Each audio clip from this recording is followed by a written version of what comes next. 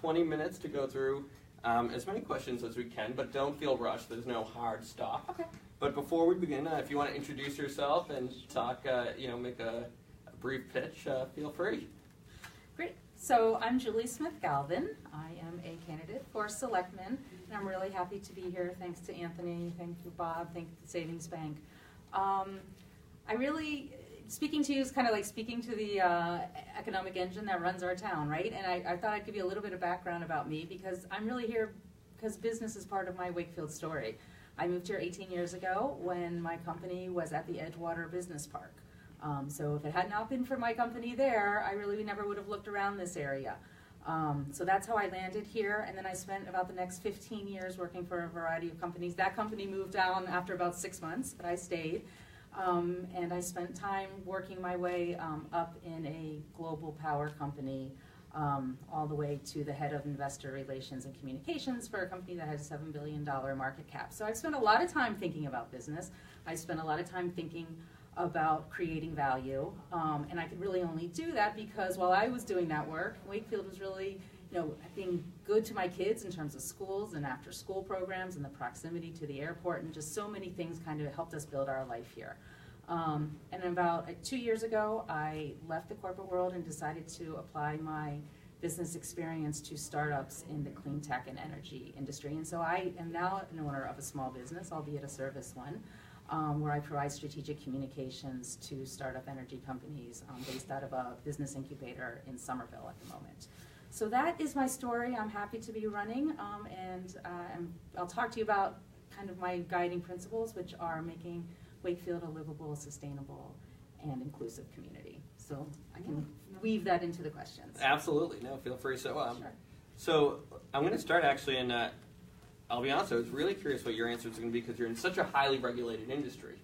So I was surprised by the amount of questions we got about rules and regulations. Yeah. And in brief, we just had merchants who were frustrated about, what their signs were, about liquor licenses, about a variety of different codes, about cooking equipment, and the overall umbrella seemed to be that there were different rules, different people in charge of enforcing those rules, different appeals mechanisms, and when you're a small business owner, you have very limited capital and very limited time, and sometimes you only find out about the rule after you put in a significant amount of capital into, say, a sign or cooking equipment or whatnot. So, do you think this is an issue? And then secondly, if you do you have any ideas on how we should solve it? Sure. I mean, I can say coming from a highly regulated industry, it's a challenge. I think if people think it's an issue, it's an issue. That's my answer to that.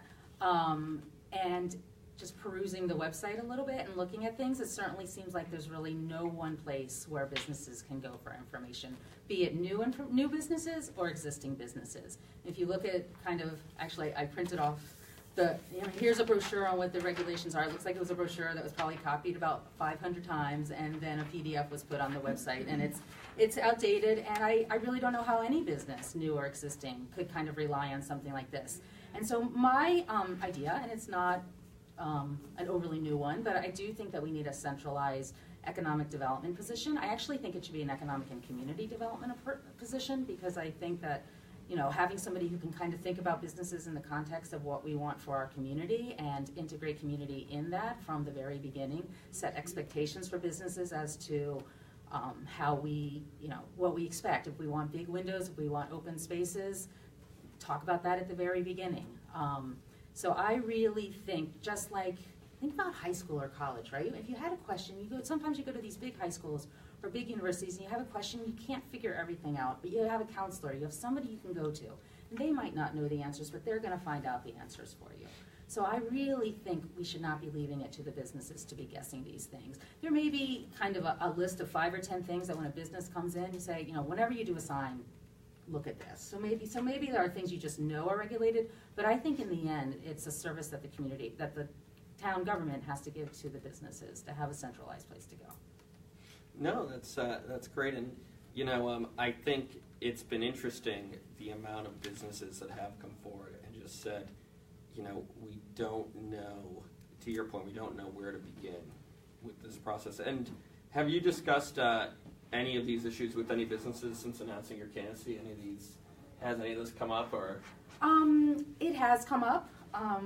I have talked to businesses that have, taken longer to get into their buildings than they had expected. That really, kind of hurt their managing their clients. I have heard things like, and we'll talk about parking later, but like the winter parking bans, does that affect businesses or does it not affect businesses?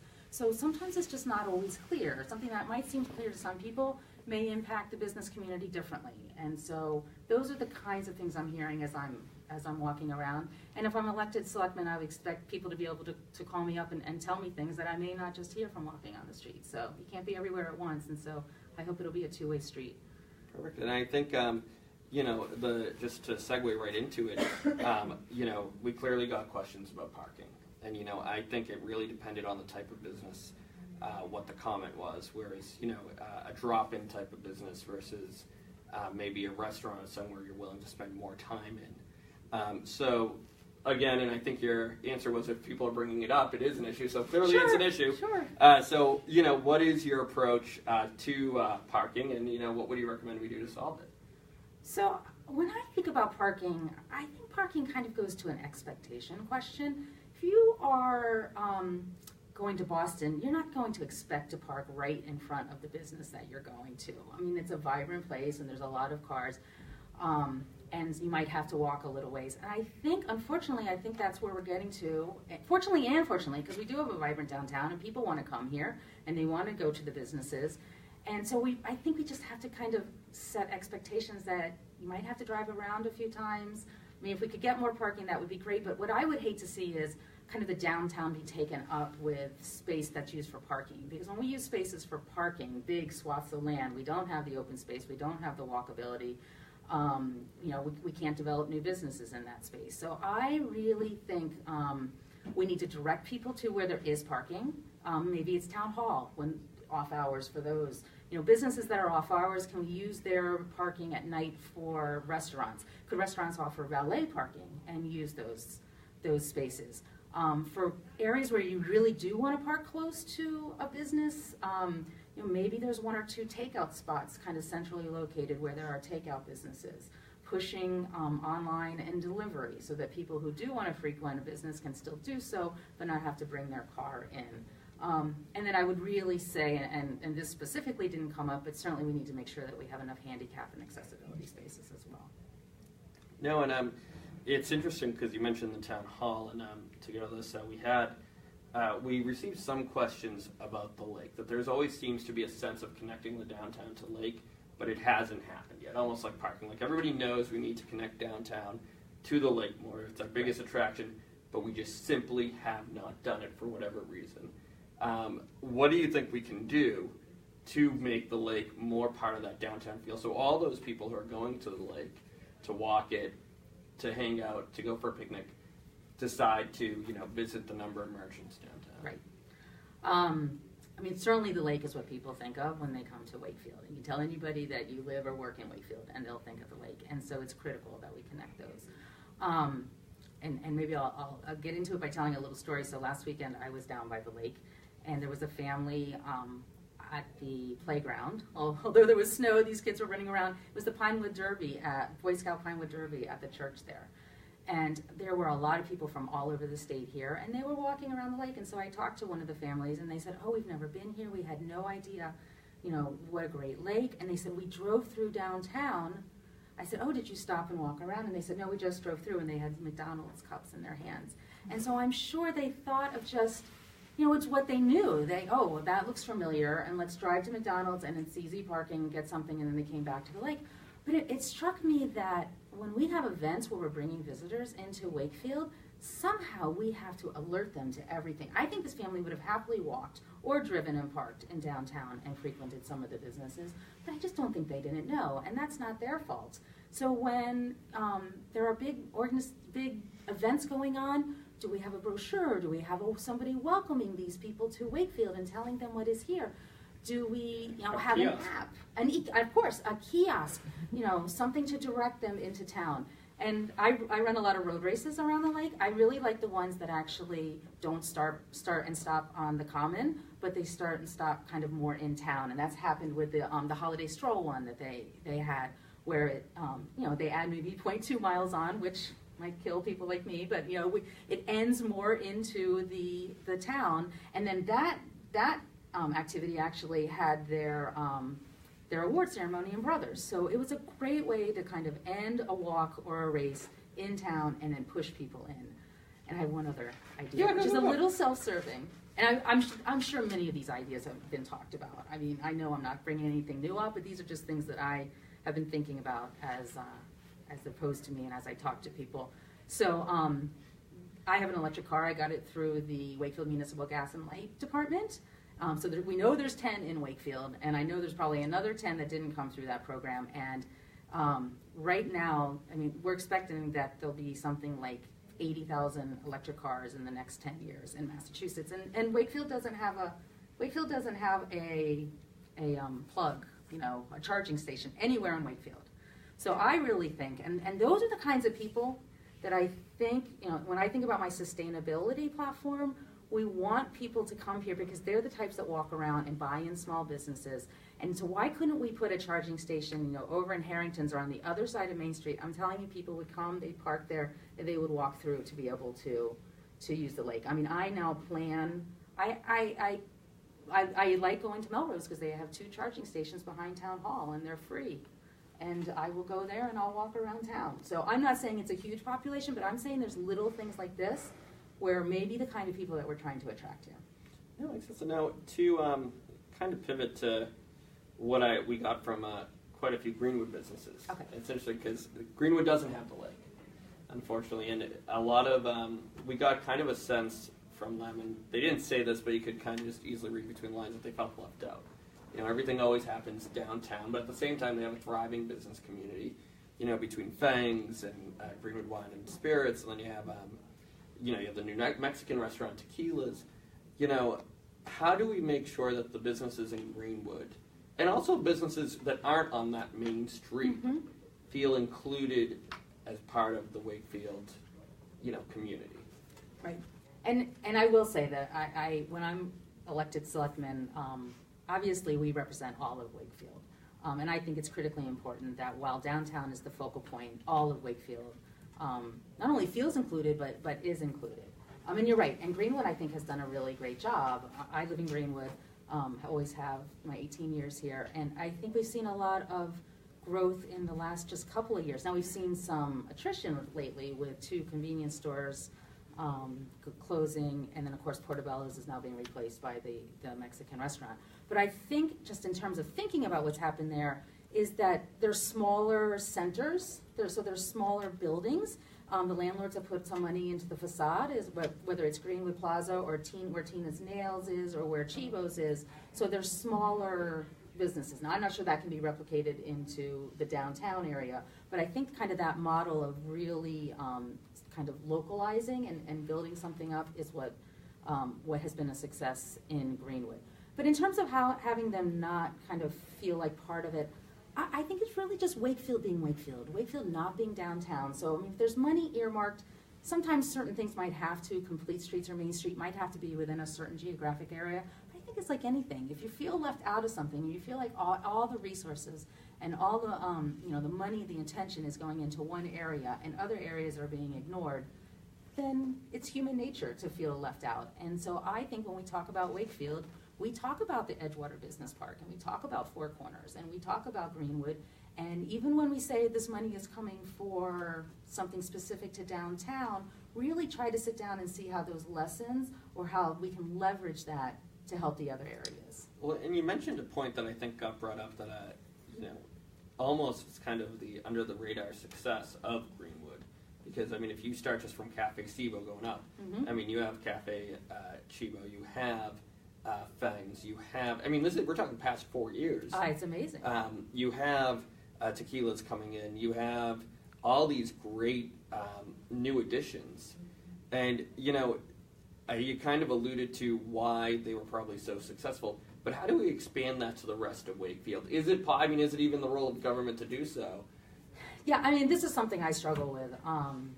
You know, we live in a capitalist society, and government can only do so much. We have incentives that we can use. I think, you know, we can set expectations, and I'm a big believer in peer pressure as well, not only kind of from the government, but from fellow merchants to make sure that their neighbors are maintaining the businesses, the type of businesses, and the quality that we want. So I think, yeah, I don't quite, the Greenwood model kind of being those smaller plazas, I think the landlords, for some reason, and I don't know the landlords there, but for some reason they invested in those plazas. The Greenwood Plaza looks so great. And I feel like I know one of the merchants is here, I feel like the merchants kind of, the parking is tough in that Greenwood Plaza. Like that, to me, that's where you drive around and you can only go once, maybe twice, and then you're done because nothing's going to open up. Whereas in town, you can drive around and you just have, you know, averages, law of averages, you have something will open up. And I feel like the merchant there have been probably more cohesive in enforcing people not parking there. I mean, I would never go in there and park and try to get to Blue Moon because I do feel like people are watching, and so you don't break the rules. So I think, you know, it's this balance of government and business. I think, you know, in a way, Greenwood might have just had the right landlords at the right time, and I don't know how you pressure landlords in other parts of town to do that if they're not ready to do it, other than showing them successes like Greenwood. No, I think that's great. So we probably have enough time for one more question, and then you can definitely, please feel free to close Sure. and make a closing statement. I'm looking through the question list to see which one I want to ask. But no, I think you alluded to it throughout your whole thing. You know, you started with the pamphlet. Yep. And then you ended with, you know, how much can government really do? We got some questions about how in Wakefield there have been dozens of committees, committee after committee, from the Economic Development Committee that started in 2000 to now. There's just, it seems like every few years there's a new committee that's going to try to fix the downtown. And, you know, one business owner was really ardent, was like, just tell me practically what you're going to do. Like, what can you do to help my business now? Because I can't wait until you find the solution. So what are some practical things that you can do when you get started to help local businesses? Sure. And I think at first I don't think that we're really that much different than other communities that have lots of committees, and this is a problem that's going to take years, decades to solve. But in terms of more immediate practical things, I think what I bring to the selectmen is I'm a communicator. I'm a strategic communicator. I've been doing it my whole life, whether that's media, stakeholder relations. I feel like I'm a big believer that there's a lot of information out there, especially this day and age. I mean, I'm sure it's all there somewhere, but it's not in a workable format. You need people to be able to, you know, really be able to quickly understand, see something, want to go towards it. And so I would do things like the welcoming people to Wakefield when there's events, having brochures around, having, you know, welcoming tables at some of these walks around the lake. And the other opportunity, I think, and I know there was mixed feelings on the bag reduction bylaw and the, you know, the push to use reusable bags, but I think we have an opportunity there. That's going to start in July through around the September, and people are going to be coming out, and let's embrace that as a business community and, you know, show that Wakefield is a leader in something like this, and maybe get together as a community and encourage people to shop downtown with their new bags, and in businesses, you know, not use a lot of gas to get to the supermarket and to get some of their clothing and to go out to eat. You know, could we roll that all into one big kind of sustainability push this summer? So that's a small, but that's where I would start. All right, so you got about 120 seconds. That's a lot. No, you got about 3 minutes, a little less than 3 minutes if I'm doing my timing right, which I'm eating up into right now. No, take your time. If you want to make one final pitch, tell everybody why they should vote for you, about yourself and the whole thing, feel free. Sure. So I mean, I think I said what I really wanted to say. I really love Wakefield. Although I've only lived here 18 years, this is home to my kids, and I have just been so grateful for the kind of place this has been for my family, for the people I've met, I mean, up until starting this campaign, and then now that I'm in this campaign, I am just I'm blown away every day by the quality of people here, how everybody really is working towards the same thing. I mean, maybe we have some complaints here and there, and I walk around and talk to people and I hear things about this or that, but in general, everybody's working towards the same thing. And I really think that I can bring some solid skills, be it communications or business, to this job, and kind of a real compassion for it. And so I thank you and hope that you'll vote for me on April 24th. Thank you so much, Julie. Thank you.